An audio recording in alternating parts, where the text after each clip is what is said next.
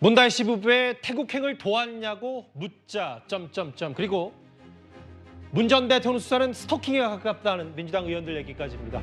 금요일 뉴스탑10은 바로 여기부터입니다. 문 전 대통령 관련 수사의 속도를 내고 있는 검찰이 오늘 단 한 명의 사람을 소환 조사했습니다. 바로 문 전 대통령 뇌물죄를 적용할 수 있냐 없냐 관련된 키맨 중에 한 명인 당시 청와대 행정관이었는데요. 문다혜 씨 부부 관리를 맡았던 바로 그 인물 말입니다.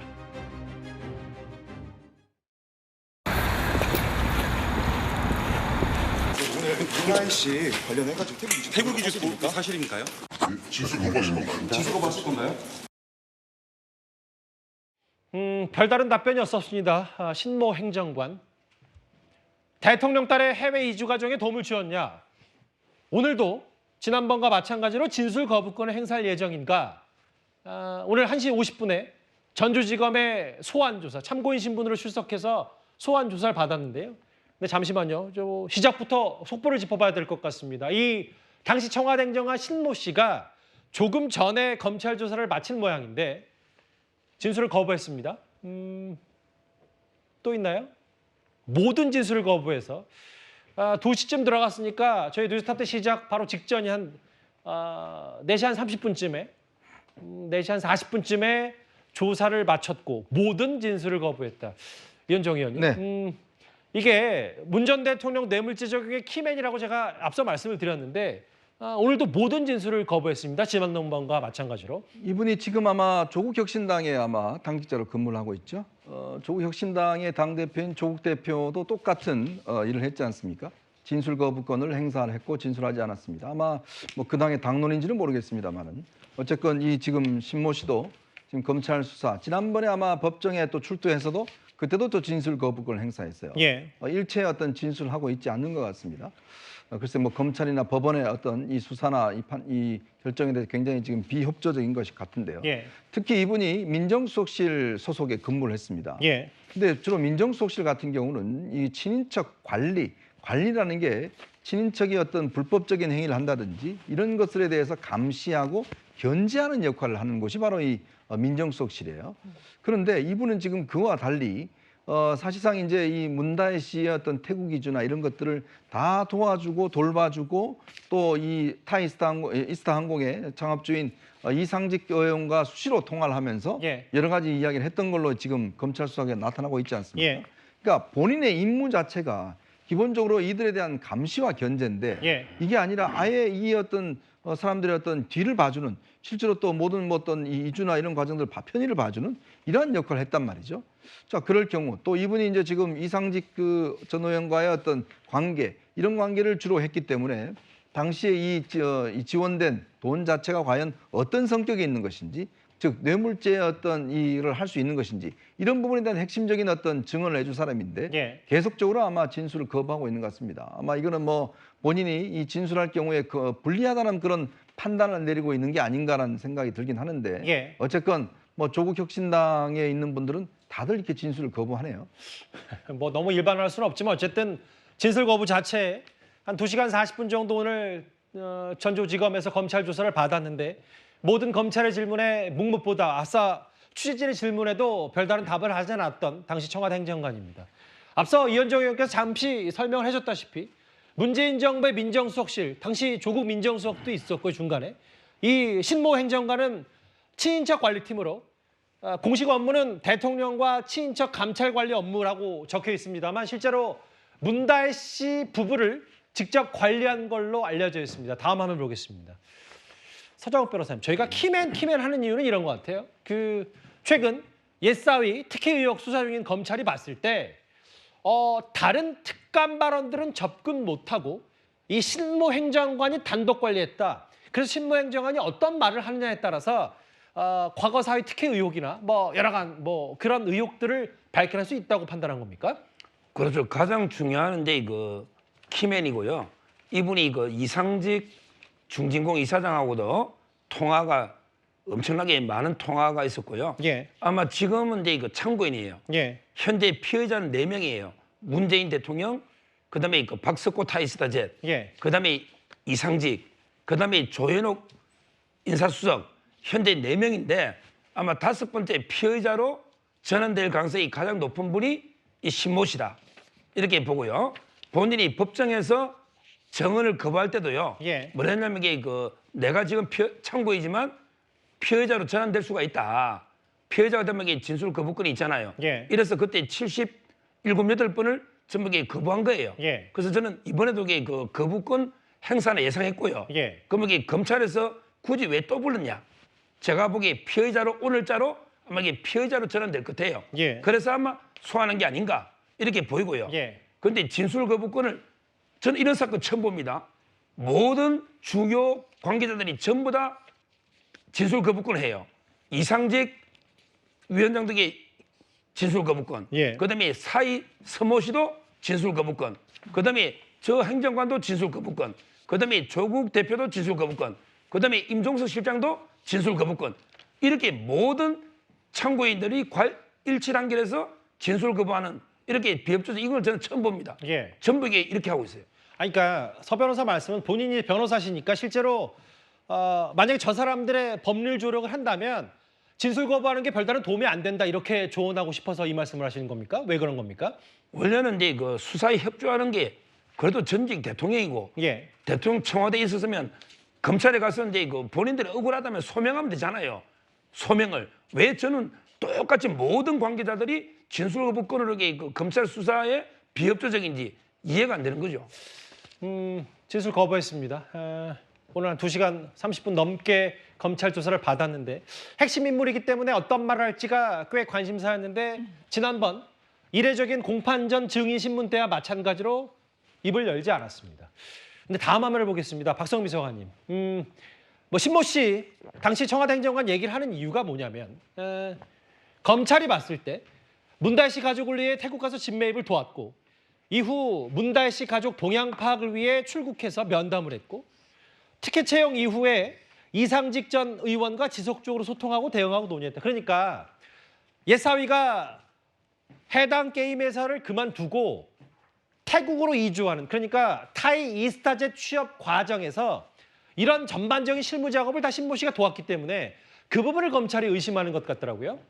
네, 검찰의 이제 지나친 추측이 아닌가라고 저는 생각을 하는데 일단 신모 씨가 어떤 지금 상황에서 더 이야기하는 것은 피의자로 전환될 우려가 있다라고 하면서 거부를 한 상황이기 때문에 정보는 제한적입니다만 결과적으로 이상직 전 의원과 연락을 주고받았다라는 것 또는 해외 이주를 도왔다는 것만으로 예. 어떤 부정한 행위에 직접적으로 개입하고 도왔다 이렇게 볼 수는 없는 거라고 저는 생각을 합니다. 예. 왜냐하면 이상직 전 의원과 연락을 했던 것은 지금 정권에서도 마찬가지일 텐데 이 김건희 여사와 관련된 논란이 불거지면 예. 그 사실관계 확인이라든지 대응 기조를 어떻게 짜야 될지 대통령실 직원들이 움직여서 알아볼 거 아닙니까? 예. 저는 그런 과정이 일환이었다라고 생각을 하고 논리적으로 법적으로 문제될 소지가 없도록 어떤 절차상의 하자는 없는지 이런 부분들을 돕기 위해서 저는 어느 정도의 조력을 했다라고 보여지는 것이고 예. 태국 이주를 한 뒤에도 이제 면담을 했거나 이런 과정들도 정말 거기 가서 잘 살아라 이런 차원이 아니라 어떤 그 태국 현지에서도 부적절한 접촉이 있거나 아니면 만나선 안 될 사람을 만나거나 아니면 부적절한 소문이 돌거나 이런 일들이 없도록 미리 사전에 관리하고 차단하는 효과도 저는 업무상 있었을 거라고 생각합니다. 그러니까 이게 이상직 전 의원과 혹은 여러 가지 얘기하는 게 지금 용산 대통령실도 뭔가 김건희 여사 관련 의혹이 있으면 대응 차원에서 그게 청와대 행정관의 당연한 일이다라고 말씀을 하셨어요. 이게 특히 채용 과정에서 뭔가 신모 행정관이 여러 가지 직접적인 실무를 담당한 거 아닌가. 다음 한번 보겠습니다. 서정욱 변호사님. 근데 이제 박성 비서관 말은 이게 청와대 행정관의 공식 업무 중에 하나일 거다라는 얘기를 했는데 티켓 채용 의혹과 지금 구속 수감된 이상직 전 의원 관련해서 오늘 검찰의 소환 조사를 받은 신모 행정관과 많다면 많고 적다면 적을 정도의 2019년 1월부터 1년 동안 여러 발신, 전화 혹은 메신저 대화가 있었기 때문에 이 부분을 검찰은 특히 더 의심하는 것 같더라고요. 그렇죠. 아마 이제 입을 맞추기 위해서 보통 이제 통화를 많이 하기 때문에 말을 맞추기 위해서 그래서 이제 검찰은 이 부분을 보고 있는데 저는 이해가 안 되는 게 왜 그러냐면 이제 소명을 하면 되잖아요. 예. 굳이 나가서 이런 이유로 했다고. 근데 계속 진술 거부권을 행사하는 게 이해가 안 되고요. 예. 그다음에 이분이요. 특히 직접 태국에 가서 이제 다 주거라든지 그 현지 부동산 중개업자가 있거든요. 예. 그쪽하고 이렇게 접촉해서 다 주거도 최고급 주거지입니다. 예. 이런 걸 이렇게 다 했는데 근데 문제는요. 조국 수석은 전혀 몰랐대. 사이가 누군지도 모르고 태국 간 것도 이게 마치 아무것도 모르는 것처럼. 예. 근데 지금 저분이요. 조국 당의 사무부총장입니다. 근데 같이 6급으로 있었는데 어떻게 조국 수석한테 보고도 안 하고 태국까지 가가지고 집을 구하고 다 합니까? 그리고요. 중진공의 직원들이 가서 학교나 또 살 집을 미리 알아봤다는 거예요. 중진공의 직원들이. 근데 중진공의 직원들이 그런 일 합니까? 대통령 딸에게 그 외국까지 가서 주거지나 학교 알아보는 게 말이 안 되잖아요. 통상 업무를 벗어났다는 말씀이시네요. 확실히 벗어난 거죠. 그러면 이게 왜 그런지 소명을 해야 되는데 또 이게 진술 거부권을 해요. 그래서 검찰이 아마 저는 피해자로 오늘 이게 또 부를 이유가 없잖아요. 법원에서 거부했기 때문에. 예. 한번 보시면 알겠지만 피해자 전환 때문에 부른 것 같아요. 그러니까 지금은 오늘 전주지검에 나온 건 참고인 신분이지만 앞으로 피의자 전환 가능성이 매우 높다는 게 서 변호사 시각인데요. 보신 그대로예요. 검찰은 문 전 대통령 과거 사이에 티켓 채용 의혹이 제기된 이후에 이렇게 오늘 소환된 검찰에 소환된 신모 씨가 왜 이상직 전 의원과 지속적으로 소통을 해왔는지, 물론 뭐 이 부분을 지속적이라는 평가는 여러 뭐 말들이 많습니다만 일단 그 부분을 주목하고 있습니다. 그래서 이상직 전 의원이 과거 사위인 서모 씨를 채용해서 돈을 준 게 사실상 문 전 대통령에 준 거는 다름없다. 이런 논리 때문입니다. 사위 월급으로 이제 기소되면 기네스감입니다, 이거. 첫 출범할 때는 한 대여섯 명 정도밖에 안 되는 아주 작은 회사, 티켓팅을 하는 회사가 만든 저가 항공사를 꿈꾸는 회사, 이렇게 보시면 됩니다. 대한항공 같은 회사가 아니라는 거. 문다희 씨의 남편, 다시 말해서 문 전 대통령의 사위의 경우에는 발권 업무를 할 줄 모르는 것은 물론이고 영어도 할 줄 몰랐다라고 하는 당시 타이 이스타제 직원들의 증언이 있습니다. 그럼에도 취업을 했고 이런 가운데 취업을 해서 2억 3천만 원 정도의 월급과 체류비를 수수한 것으로 알려져 있습니다. 과연 이상직 씨가 이 문재인 정부에서 중소기업진흥이사회에 취업되지 않았다라고 하면, 국회의원직을 받지 않았다라고 하면 그 사이를 취업시켰을까, 이런 얘기도 해볼 수 있을 것입니다. 어제 저희가 짚어봤던 얘기, 뭔가 특히 채용 의혹과 관련해서 이 신무 행정관이 그 문다희 씨 부부를 관리했고 그 직장을 옮기는 과정에서도 신무 행정관이 통상 업무를 벗어나서 도움을 준 게 아닌가, 검찰의 시각. 또 하나, 이현정 의원님. 네. 검찰은 분명히 그 문다혜 씨 부부, 아버지 문 전 대통령과 경제 공동체다. 생활비를 그동안 주었기 때문에 문다혜 씨에게 준, 저 사위한테 준 돈이 뇌물 성격이라고 규정을 했는데 문 전 대통령 어제 중앙일보 인터뷰에 보면 임대료라고 했거든요. 이거 저희가 어떻게 해석할까요? 그 얼마 전에 아마 민주당 의원들이 문재인 전 대통령을 찾아갔던 모양입니다. 예. 거기서 안에서 아마 문재인 전 대통령이 검찰 수사를 비판하면서 사실 이 사위 명의로 돼 있는 이 집에 본인이 들어갔고, 그리고 이제 임대료 명목으로 주지 않으면 안 될 것 같아서 임대료 명목으로 준 것이다. 왜냐하면 이제 전 임대인이 줬던 그 액수만큼 이제 줬다, 이렇게 이야기를 하고 있는 것 같아요. 그나마 이제 검찰이 주장하는 것처럼 이게 이제 경제 공동체처럼 실질적으로 이제 딸의 어떤 집에 생활비를 이제 문재인 전 대통령이 지속적으로 줬고, 그리고 이제 태국 갔을 때 그때는 끊었다. 그때는 끊었는데 그때는 이제 이 사위가 타이서체스로부터 여러 가지 어떤 임금을 받았기 때문에 실적으로 이런 끊어진 기간, 이걸 보면 실제로 그게 어떤 임금을 받는 것 자체가 뇌물 성격이 아니냐, 이걸 지금 구성을 하려고 하는 거거든요. 그런 면에서 이제 문재인 전 대통령 반박 논리로 이거는 임대인과 임차인 간의 관계에서 준 돈이다라고 이제 지금 이야기를 하고 있는 것 같아요. 예. 근데 문제는 이게 이제 다른 사람이면 모르겠습니다만은 사실 사위가 가족이 있지 않습니까?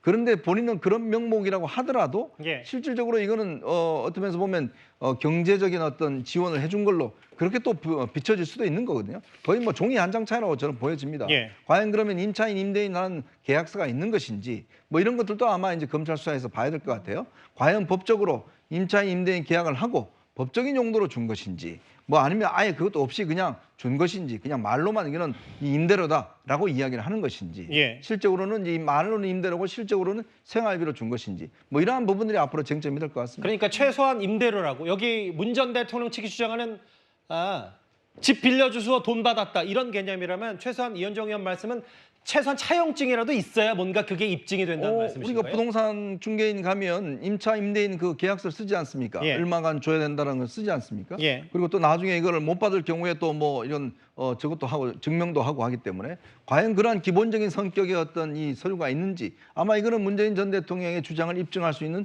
중요한 근거가 될 수 있을 것 같습니다. 근데 이제 생활비든 임대료든 돈이만 오갔다라고 하는 게 검찰이 생각하는 장현주 변호사님. 네. 이거 봐라. 문희만 독립이고 문다혜 씨 부부는 경제적으로 독립하지 못했다. 그러니까 경제 공동체 아니냐 이런 얘기를 하고 있는 거거든요. 그렇죠. 검찰로서는 경제 공동체 여부 이 법리에 굉장히 좀 사활을 걸고 있는 느낌이 드는데요. 예. 왜냐하면 경제 공동체로 묶이게 된다라고 한다면 그 전 사위인 서모 씨가 월급을 받은 부분이 문재인 전 대통령에 대해 직접 뇌물이 된다라는 그 법리 구성이 가능할 수 있습니다. 그러나 경제 공동체가 되지 않으면 예. 제3자 뇌물로 혐의를 구성할 수밖에 없기 때문에 그렇다면 부정한 청탁까지도 입증해야 된다라는 점에서 검찰로서는 당연히 직접 뇌물죄의 적용을 우선으로 검토를 할 겁니다. 예. 따라서 경제적 공동체가 있느냐 없느냐는 지금으로서 굉장히 중요한 문제인데요. 예. 사실 우리가 일반적으로는 혼인을 해서 별도의 가정을 꾸린 경우에는 자식과의 경제적 공동관계를 인정하기는 어려운 부분들이 있습니다.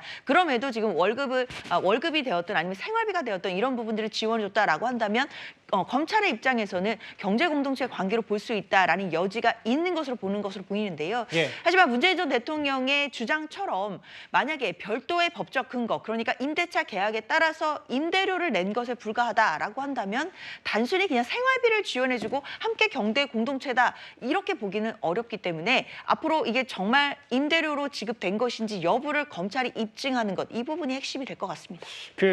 여기 이제 생활비 임대료를 넣어서 경제 공동체 아니냐. 그러니까 이게 문 전 대통령의 뇌물죄를 적용할 수 있는 거 아니냐. 이런 시각이 특히 이 부분이에요. 오늘 당시 청와대 행정관이 친모 씨를 소환한 이유도 이 문 전 대통령 취업 과정에서 혹은 태국 이주 과정에서 이런 실무를 오늘 소환됐던 친모 씨가 뭔가 뒤를 같이 도와주고 봐줬던 거 아닌가. 다음 화면요. 그럼 생활비를 쭉 대주다가 문 전 대통령 부부가 생활비를 끊는다. 이게 바로 과거 문 전 대통령 예사위가 이 회사에 취직했을 때였거든요. 근데 서정욱 변호사님, 해당 박모 씨 타이지스타 대표 얘기는 일본인 기장재환 임직원 가운데 문 전 대통령 사회 월급이 가장 많았고 나는 회사에서 1원도 안 받았다. 그리고 뭔가 전문성이 떨어진다. 이런 취지도 얘기를 했었어요. 저분은 이제 그 피의자로 지금 현재 돼 있는데요. 예. 지금 원래 이제 이상직 이사장이 그 타이스타jet은 전혀 관계 없다, 무관하다고 이제 했잖아요. 그런데 문제는 월급을 갖다가 얼마 주라고 이게 다 정해줬다는 거예요. 이상직 측에서 박석호 사장한테 그 문재인 사회에 대해서 월급 얼마, 주급이 얼마, 학비 얼마 딱이 액수를 정해줘서 이대로 줘. 예. 이렇게 지시를 했다는 이런 데 정을 했고요. 그다음에 이 박석호 이분이 2GB 정도의 우리 USB 있잖아요. 이걸 검찰에 다 냈는데 거기에 보면 이게 모든 현금 흐름이나 자금 내역이 다 나옵니다. 근데 타이이스타젯은요, 직원이 많을 때 5명이고 실제 매출이 많을 때는 한 1,000만, 1,500만 원, 적을 때는 이게 뭐 700만 원, 몇십만 원도 안 되는 한마디로 이게 페이퍼 컴퍼니예요. 그러니까 일을 할 게 없잖아요. 표를 좀 팔던 여직원이 페이퍼 매출이 몇백만 원밖에 안 되는 이런 회사예요. 그러니까 페이퍼 컴퍼니는 이제 뭐냐면 검찰의 시각이고 문 전 근데- 대통령 측이 이제 소규모 회사라고 얘기를 하고 있습니다. 일단 말씀하십시오. 그러니까 전반하게 사이가 전무인데 예. 뭐 뭘 하겠습니까? 일을 표를 파는 걸 하겠습니까? 뭐 영어도 못하면 무슨 일을 하겠습니까? 근데 월급 명목으로 일 안 하고 이게 돈을 주니까 뇌물로 지금 보는 거고요. 아마 저 박석호 저분이 박모 씨요.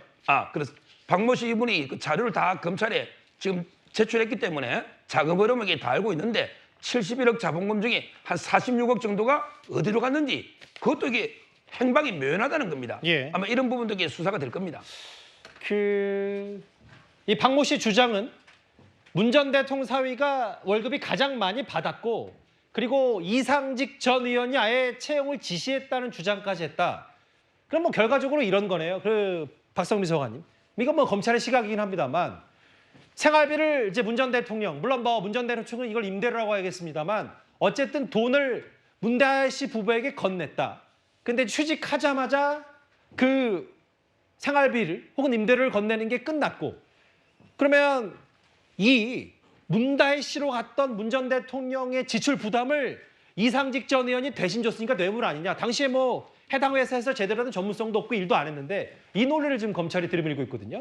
근데 일단 그 구기동 집이라고 하죠. 전 사위가 이제 소유하던 집에 대해서 임대료를 냈다라는 거잖아요. 그 구기동의 그 집에서 살던 기간이 2012년부터 2016년인데 지금 보면 2016년에 문재인 전 대통령 부부가 그 구기동 빌라에서 홍은동으로 이사를 가게 됩니다. 그러니까 이 집은 사실 국민들께도 많이 알려져 있는데 이 홍은동 집에 살면서 대선 준비를 하셨었죠. 예. 그렇게 하다가 당선이 되고 청와대로 들어가게 됐던 건데 그냥 자연스럽게 이 구기동 빌라에서 살다가 이제 홍은동 집으로 이사를 했고 그 시기 자체가 어떻게 보면 게임에서 취업과 맞물리게 되면서 자연스럽게 임대료를 더 이상 지불할 이유가 없어졌다라는 겁니다. 그렇기 때문에 이 부분에 대해서 문재인 전 대통령이 임대료를 주지 않았더라고 한다면 그건 그거대로 검찰이 저는 문제 삼았을 거라고 생각을 하는데 예. 임대료도 정상적으로 지불을 했고 심지어 문제가 될까 봐 그 임대료의 책정 수준 자체도 뭐 가족이라고 편의를 봐주고 이런 차원이 아니라 전에 살던 임차인과 똑같은 액수로 냈다라고 하잖아요. 예. 그러다가 다른 곳으로 이사를 가게 되면서 임대료를 줄 이유가 없어졌기 때문에 지불하지 않았던 것이고요. 이 부분에 대해서 저는 왜 이렇게까지 물어뜯어야 하나 의문이 있습니다. 두 가지였어요. 오늘 검찰에 소환된 신부행정관이 왜 보통의 업무를 벗어나서 문다혜 씨 부부의 이주 과정까지 직접적으로 깊숙이 개입했는지에 대한 의혹. 두 번째는 아니 뭐 생활비든 임대료든 돈을 줬다가 뭔가 과거 사이가 조금 석연찮은 뭐 비교적 수상한 그 회사에 취직을 해서 가봤더니 이상직 전 의원이 시켰고 이 부분이 문 전 대통령에 돌아가는 뇌물죄 흐름 아니냐. 뭐 검찰 시각 두 갈래로 하나하나 만나봤습니다.